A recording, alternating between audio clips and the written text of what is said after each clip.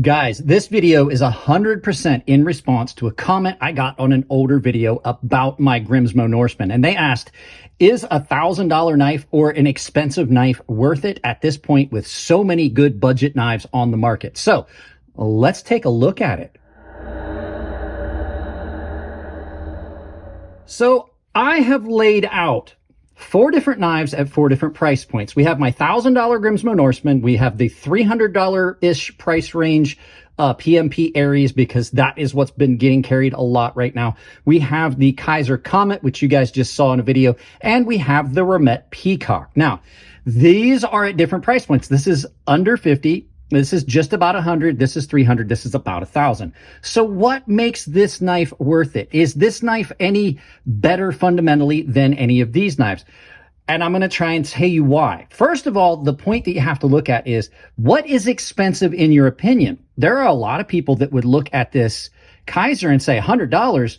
That's insane. These are about $124 MSRP. They're on sale for like $85 right now, still in the $100 price range. And for those people to even think about $300 knife is over the top. They would never think of spending that much money. And the thought of a $1,000 knife is absolutely insane to them.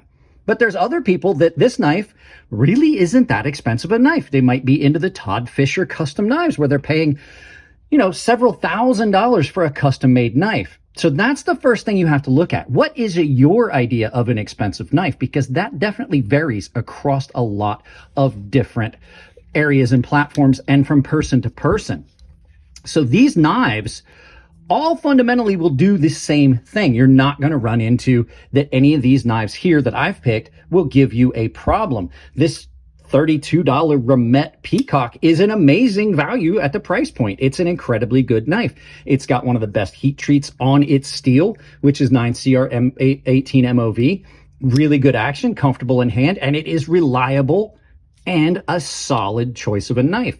This is in 154 CM and some higher end materials and stuff like this. This knife might be what you're looking for because you get a little bit of pop and flash.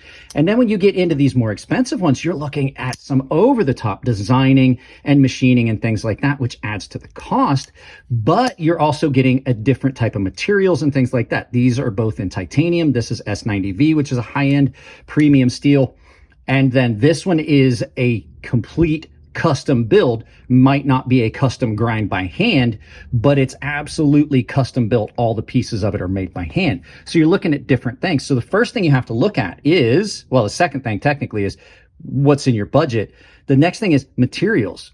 This is a very basic set of materials. Like I said, 9CR 18 MOV, very good budget steel, but it's also a cheaper steel. It's done in injection molded handles, so you're not getting anything that's going to have flash and pop to it. It's just a very, very basic set of, materials.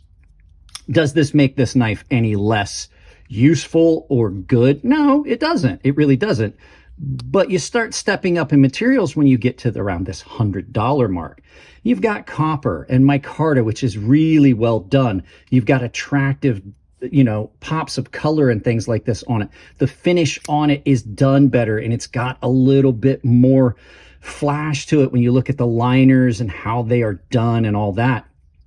Liners on this, pretty much just set in the plastic. This is a much fancier knife at about twice the price.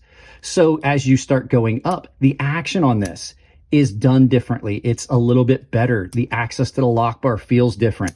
Your flipper tab feels better. And the knife itself in hand has a little bit better feel and quality feel. When you start getting up into this, like I said, you're looking at full milled titanium. The amount of work that went into this is going to lend itself to being a lot more expensive. The feel in hand on this one is different. The action is incredibly good on this knife at the $300 price point. There's no grit in the bearings. There's no friction. There's no nothing. The finish on the blade itself is done way, way better than on a cheaper knife. Even though this is a great knife and I like the satin on it, the finish on it does not even compare to the finish on this. You've got super fine micro milling on this that really is attractive and gives you a nice finish that's outside of just your standard, let's just throw it in a tumbler or let's just throw it in a blast booth. The action on this is definitely better than either one of the first two. This thing is just incredible. And the design work, little flaws and things like that, which was something we're going to talk about in a little bit, are much less likely to occur. And then when you get into this is absolutely a full custom build on this knife. Every piece of this was done in-house. The fit and finish on this is immaculate. You don't have any issues. And why won't we focus? Sorry, having some problems with the autofocus on this. The fit and finish and machining on this are absolutely immaculate. Every one of these screws is done in-house on their machines. They make every piece of this. The action on this is just beautiful. There are zero hot spots or anything on this that would be an issue. The blade is done beautifully. The finish, the anodizing, all of those things make this a much higher quality knife, in my opinion. And everything on this is perfect. There are no little issues with this knife. And that brings us to the next point. What little issues am I talking about? Well, this knife would never leave the factory with something like this. This knife is a little bit off center. If you see, it favors this side. In a $32 knife, I'm going to be really forgiving of that. At a higher price point, probably not. There's little things like just like how this is done and where it's sharp and the way the grind is done. You will see little inconsistencies on some of these knives. You'll see that the grind on the edge of this is a little asymmetrical, which means that it hasn't been ground up to and touching evenly. And that could be an issue with the actual grind of the blade. It could be ground off center, which is a knife we talked about. Actually, this knife, which we'll talk about in a second, had that issue. And so you'll have little inconsistencies like these swedges don't match up where the grind terminates. You can see this one ends right there. And when you flip it over, you can see that it goes a good bit further on this side. So there are little inconsistencies on this, but for a work knife, this isn't like a showpiece knife. When you start getting into the $100 price point, you'll still have some of those issues, but they're a lot less. This knife is a little off center because it does have a little bit of a grind issue. So even at a $100 price point, you're going to have some inconsistencies because it absolutely is not a custom level, piece of tooling that you're getting and putting in your pocket. This is a much better knife. It's in better materials. It's got a different steel that I prefer over the 9CR, but that's what you're paying for, is the additional materials and things like that. You will still have some inconsistencies. When you start getting up to here, at this price point, you should not really be having any grind issues. I have zero grind issues on this knife. It's beautifully ground. Everything is perfectly milled. The finish is perfect. There are still some things on this knife that I had to adjust for. This was still kind of sharp. Even at the $300 price point, you're having some little things. There was a sharp spot here. Some of that's design work, but some of it's execution. But at the $300 price point, like these screws are a little off center and things like that. I'm not as upset about that at a $300 price point as I would be something that's $1,000. I should find zero problems with this knife. If I have a problem with this knife, I should be upset. At $1,000, there should be nothing wrong with it. And there isn't anything wrong with this knife. This knife came perfect. That's what I would expect in a $1,000 knife. So is a $1,000 knife worth it? Well, there's one last thing to take into consideration when you think about that. And that is, I'm buying this knife at $1,000. I will never have to buy this knife again. If you buy a $32 knife, they do have a warranty, but I mean, basically they're going to send you another knife that's at the same level of quality, which may have these same issues. Like I said, that's a very asymmetrical edge. You may get another knife just like it that has that little issue. For a $32 knife, I can sharpen that out. It's not going to bother me. This knife has got a grind issue as well. You can see it here. At $100, this knife, they will probably replace this knife. This knife, I'm probably just going to have to get another one because to go through the trouble of actually using the warranty is probably going to be pretty hard. But at $100, I could probably get a replacement if I wanted it. Now, I've used this knife a lot. I don't see a problem with it. It gets carried. So this knife going to have a lot more warranty stuff. But if I needed screws and things like that, I'm probably not going to get them. I'm probably not going to get replacements. These knives did come with replacements, but if I needed more than that, like the spares that came in the bag, you're probably not going to get them. And that's why they provide them, because shipping and things like that to get it is silly.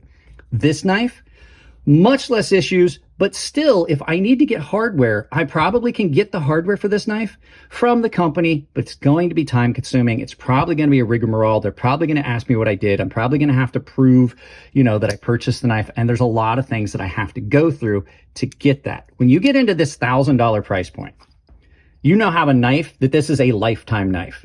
So far, all of the issues that I'm about to state have been all my fault. I've had to have a replacement screw. I had to have replacement stop pin. I had to have a replacement washers. And all of it was transparent. I reached out to the company. I said, hey, I need this. And they're like, all right, cool. Give us the serial number on the knife so we can pull up the specs on when this knife was made so we know exactly what we made for screws so that everything matches, and we'll get it out to you as soon as possible. Same thing, stop pin. They're like, can you measure the current stop pin? I had a little bit of blade play, which happens. But because this knife is at that price point, I have the option of replacing a stop pin with an oversized stop pin so that this knife gets rid of that blade play and I can carry this knife for the lifetime, probably even my kid's lifetime. And when I need those parts, I just reach out. When they keep records of each individual knife so that when I reach out and I say, hey, I need bearings, they're like, what's the serial number? So they can pull up and see and make sure they know exactly what spec of parts they were using at that time. And that's what a $1,000 knife gets you. So that is the big point. And I didn't mean to make this be a big, long video, but the fact is, there's so many different varying points. And then you get into full custom knives, which I don't own any full custom folding knives except for this one anymore.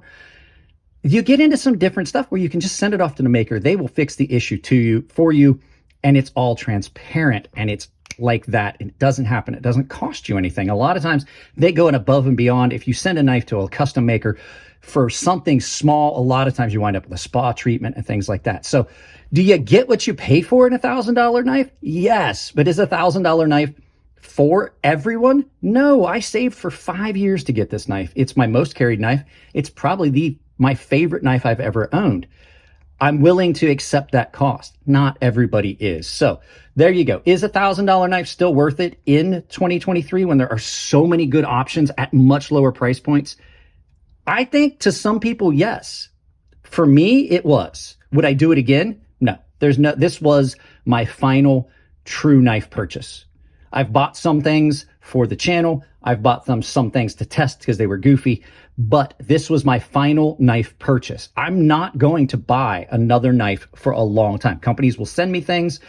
I just don't see me buying another knife because this was the end all be all for me. So there you go, guys. That's it. Let's do some final thoughts. Send you out about your day. Don't forget to check out Coffee Brand Coffee, channel sponsor, money back guarantee. If you don't like the coffee, you get your money back, and it's roasted on demand. So let's turn this around and send you back out about your day. So there you go, guys. Is a $1,000 knife still worth it? Will this Grimsmo Norseman do anything that this Begleiter XL from Kaiser won't?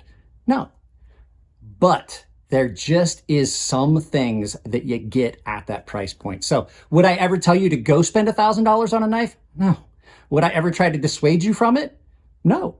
I think personally that there are some knives out there that are absolutely worth the cost. There are a lot of knives that are not. But in this case, in a lot of cases, depending on the person, yeah, absolutely. So not to make this already long video any longer, you guys know what to do. Like the video, subscribe, use the Coffee Brand Coffee link to save 5%. Use my coupon code CrazySharp, capital C, capital S, over at Tempered Trail. Go support Nathan's new business venture. He's also the guy that designed the Rat Bastard Enigma multi-tool. I have got an Amazon store. Pick it out of the link, save it in your browser, use it to do all your Amazon shopping. Think about joining my membership. It's all tier-based. There are 3 different benefits. The premium guys have access to a sharpening tutorial series. The baseline and premium guys are entered into giveaways where I give away good knives, separate of YouTube stuff. And everybody has access to the Gilded server, which is just like Discord. And it's a worldwide group of people that just goof around and have fun. Guys, that's it. I love you all. Keep it clean in the comment section. If it's your birthday, happy birthday. And I'll see you in the next video.